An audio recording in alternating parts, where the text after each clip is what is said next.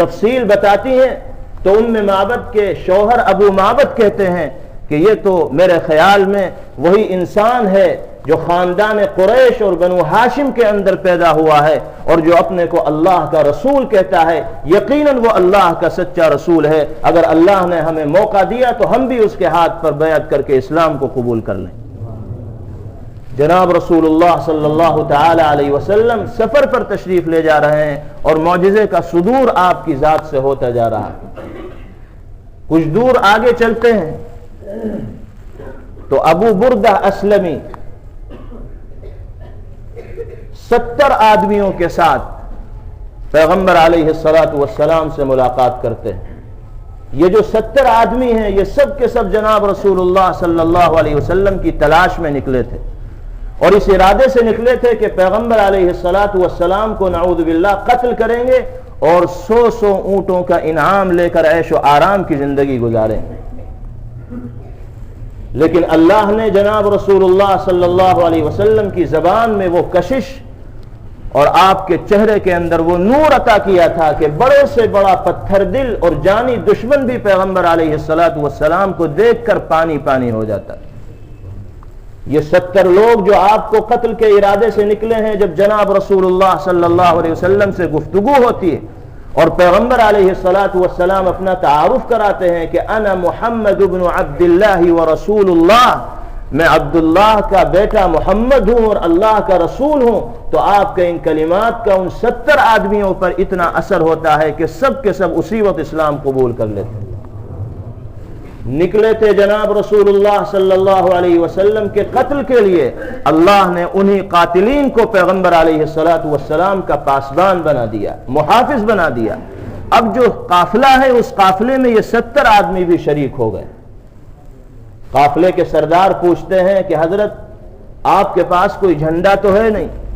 آپ مدینہ منورہ تشریف لے جائیں گے تو کوئی جھنڈا بھی تو ساتھ ہونا چاہیے. پیغمبر علیہ الصلوۃ والسلام فرماتے ہیں کہ کن حالات میں ہم نے مکے کو چھوڑا ہے اور کس طرح خفیہ طور پر ہم مکے سے مدینے کی طرف آئے ہیں، اس میں جھنڈے کی کیا فکر ہوتی؟ ہم تو اپنے کو چھپا کر لے کر آ رہے تھے، جھنڈا کہاں سے لے کر آتے؟ تو جو قافلے کے سردار تھے انہوں نے کہا کہ جھنڈا تو ہونا چاہیے. پیغمبر علیہ الصلوۃ والسلام نے کہا تو انتظام کر لو. تو روایات میں آتا ہے کہ انہوں نے اپنی پگڑی کو، عمامے کو اتارا اور ایک لکڑی کے اوپر اس عمامے کو باندھ دیا اور اسی کو پیغمبر علیہ الصلوۃ والسلام کا جھنڈا بنایا. اب جناب رسول اللہ صلی اللہ علیہ وسلم کا قافلہ ہے اور قافلے کے آگے آگے یہ جھنڈا لیے ہوئے چلے جا رہے ہیں. تصور کیجئے کہ اللہ تعالیٰ کس طرح دلوں کو بدلتے ہیں اور پھیرتے ہیں کہ جو لوگ قتل کے ارادے سے نکلے ہیں اب وہ پیغمبر علیہ الصلوۃ والسلام کے راستے میں اپنی نگاہوں کو بچھا رہے ہیں، پلکوں کو بچھا رہے ہیں اور مقدمے کے طور پر، اگلے لشکر کے طور پر جناب رسول اللہ صلی اللہ علیہ وسلم کے آگے آگے چل رہے ہیں. نبی کریم علیہ الصلوۃ والسلام کی آمد کی خبر مدینہ منورہ والوں کو پہنچ گئی ہے اور مدینہ والے محو انتظار ہیں کہ کب جناب رسول اللہ صلی اللہ تعالی علیہ وسلم اپنے قدوم میمنت سے ہماری بستی کو، ہمارے علاقے کو معمور کریں گے، منور کریں گے. روایات میں آتا ہے کہ جب سے مدینے والوں کو معلوم ہوا تھا کہ جناب رسول اللہ صلی اللہ علیہ وسلم آنے والے ہیں تو صبح ہی کو لوگ مدینے کے باہر آ جایا کرتے تھے اور شام تک پہاڑی پر بیٹھ کر پیغمبر علیہ الصلوۃ والسلام کی آمد کے منتظر رہتے تھے. جب شام تک آپ تشریف نہیں لاتے تھے تو نا امید ہو کر اپنے گھروں کو چلے جاتے تھے. رات کسی طرح گزرتی تھی، صبح کو پھر وہی پیغمبر علیہ الصلوۃ والسلام کے لیے محو انتظار بیٹھے رہتے تھے. دنیا نے استقبال تو بہت دیکھے ہوں گے،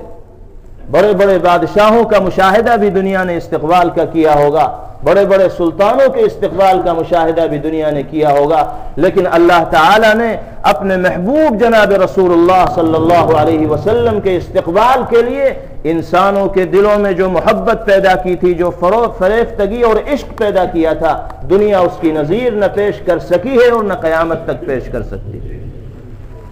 صرف اپنی جان سے وہ لوگ استقبال نہیں کر رہے تھے، بلکہ اگر ان کے اندر طاقت ہوتی تو اپنے دل کو نکال کر نبی کریم علیہ الصلوۃ والسلام کے قدموں پر رکھ دیتے. اس موقع کے اوپر ایک عجیب اتفاق یہ بھی یاد رکھیے کہ جناب رسول اللہ صلی اللہ علیہ وسلم کی ولادت بھی ماہ ربیع الاول میں ہوئی، اور جناب رسول اللہ صلی اللہ تعالی علیہ وسلم نے ہجرت بھی ماہ ربیع الاول کے اندر فرمائی، اور پیغمبر علیہ الصلاۃ والسلام کی وفات بھی ماہ ربیع الاول میں ہوئی۔ پیدائش بھی اسی مہینے میں، ہجرت کے لیے بھی اسی مہینے میں روانہ ہوئے، اور اللہ نے اپنے پاس بھی اسی مہینے میں بلایا۔ اس سے زیادہ تعجب کی اور اتفاق کی بات یہ ہے کہ حضرت عبداللہ ابن عباس رضی اللہ تعالی عنہ ارشاد فرماتے ہیں کہ جناب رسول اللہ صلی اللہ علیہ وسلم کی ولادت پیر کے دن ہوئی، اور آپ نے ہجرت بھی پیر کے دن فرمائی، اور پیغمبر علیہ الصلاۃ والسلام کا داخلہ مدینہ منورہ میں بھی پیر کے روز ہوا، اور اس دنیا سے آپ پیر ہی کے دن تشریف لے گئے۔ پیر کے دن ولادت، پیر ہی کے دن ہجرت، پیر ہی کے دن مدینہ منورہ میں تشریف آوری، اور پیر ہی کے دن اللہ تعالیٰ نے اپنے محبوب کو اپنے پاس بلایا ہے۔ یہ عجیب اتفاق ہے جو اللہ ہی کے نظام کے تحت ہو سکتا ہے، انسانوں کے بس کی یہ بات نہیں۔ چنانچہ جناب رسول اللہ صلی اللہ تعالی علیہ وسلم اس مختصر سے قافلے کے ساتھ مدینہ منورہ کے قریب پہنچتے ہیں، اور مدینے میں داخلے سے پہلے ایک جگہ ہے قبا، جہاں قبیلہ بنو عمرو بن عوف آباد ہے۔ جناب رسول اللہ صلی اللہ تعالی علیہ وسلم پہلے اس قبیلے کے اندر تشریف لے جاتے ہیں، اس علاقے میں تشریف لے جاتے ہیں، اور اس قبیلے کے جو سردار ہیں ان کا نام ہے کلثوم ابن ہدم۔ پیغمبر علیہ الصلاۃ والسلام ان کے مہمان بنتے ہیں، وہ آپ کے میزبان بنتے ہیں۔ نبی کریم علیہ الصلاۃ والسلام اس قبیلے میں پہنچ کر سب سے پہلے وہاں مسجد کی تعمیر کرواتے ہیں، اور اس مسجد کی تعمیر میں بنفس نفیس جناب رسول اللہ صلی اللہ علیہ وسلم شریک ہوتے ہیں۔ روایات میں آتا ہے کہ آپ بھاری بھاری پتھروں کو اٹھا کر لاتے تھے، اور جب پتھر اٹھ نہیں پاتے تھے تو پیٹ سے لگا لیا کرتے تھے، یہاں تک کہ آپ کی کمر جھک جایا کرتی تھی، اور جھکی جھکی کمر سے آپ پتھروں کو لے کر جاتے تھے۔ صحابہ کہتے تھے کہ یا رسول اللہ، آپ کیوں زحمت برداشت کر رہے ہیں؟ ہم تو آپ کے غلام و خادم اس تکلیف کو اٹھانے کے لیے موجود ہیں۔ نبی کریم علیہ الصلاۃ والسلام سے صحابہ اصرار کرتے تھے تو آپ پتھر دے دیا کرتے تھے، لیکن اپنی جگہ بیٹھتے نہیں تھے، پھر جاتے تھے، پتھر اٹھا کر لاتے تھے، اور مسجد کی تعمیر میں بنفس نفیس شرکت فرماتے تھے۔ نبی کریم علیہ الصلاۃ والسلام نے قیامت تک آنے والے حاکموں کے لیے اپنی عملی زندگی کے اندر نمونہ پیش کیا ہے۔ اگر آپ کو اپنے ماتحت لوگوں سے کام لینا ہے تو اس کا سب سے بہتر طریقہ یہ ہے کہ آپ کام میں شریک ہو جائیے، دل جمعی کے ساتھ آپ کے ماتحت لوگ آپ کا کام کرنے لگیں گے۔ اور اگر آپ صرف حکم چلائیں گے، حاکمانہ انداز سے اپنا غلام سمجھ کر لوگوں سے کام کرائیں گے، تو مجبوری، دباؤ اور پیسے کی لالچ میں تو انسان کام کر سکتا ہے، لیکن دل سے کبھی کام نہیں کرے۔ نبی کریم علیہ الصلاۃ والسلام نے یہ تعلیم دی کہ اگر تم اپنے ماتحتوں سے کام لے رہے ہو تو خود کام کر کے دکھاؤ، شریک ہو کر دکھاؤ، اللہ ان کے دلوں میں تمہاری محبت ڈالیں گے، اور بغیر کسی لالچ کے وہ تمہارا کام کریں۔ چنانچہ پہلی اینٹ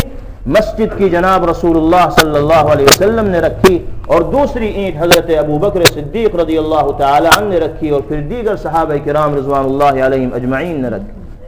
اس مسجد کا نام مسجد قباء رکھا گیا، اور اللہ تعالی نے اسی مسجد کے سلسلے میں آیات کریمہ کو نازل فرمایا،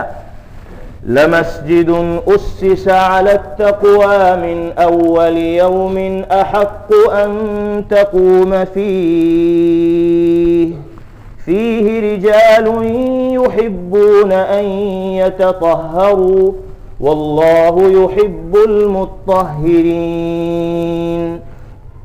ایک ایسی مسجد تعمیر کی گئی ہے جس مسجد کی تعمیر کا مقصد اول دن سے تقوی، اللہ کی رضا، اللہ کی خوشنودی ہے، اس کے علاوہ کوئی دوسرا مقصد نہیں۔ اور وہ مسجد اس کے لائق ہے کہ آپ اس مسجد میں کھڑے ہو کر اللہ کی عبادت کریں۔ اس کے بعد اللہ تعالیٰ نے اس علاقے میں رہنے والے لوگوں کی تعریف کی ہے، اور فرمایا کہ فیہ رجال یحبون ان یتطہروا، اس مسجد کے آس پاس کچھ ایسے لوگ رہتے ہیں جو پاکی اختیار کرنے کو پسند کرتے ہیں، اور اللہ تعالیٰ خوب پاکیزگی اختیار کرنے والوں کو اپنا محبوب بناتا ہے، ان کو پسند کرتا ہے۔ نبی کریم علیہ الصلاۃ والسلام نے قبا والوں سے پوچھا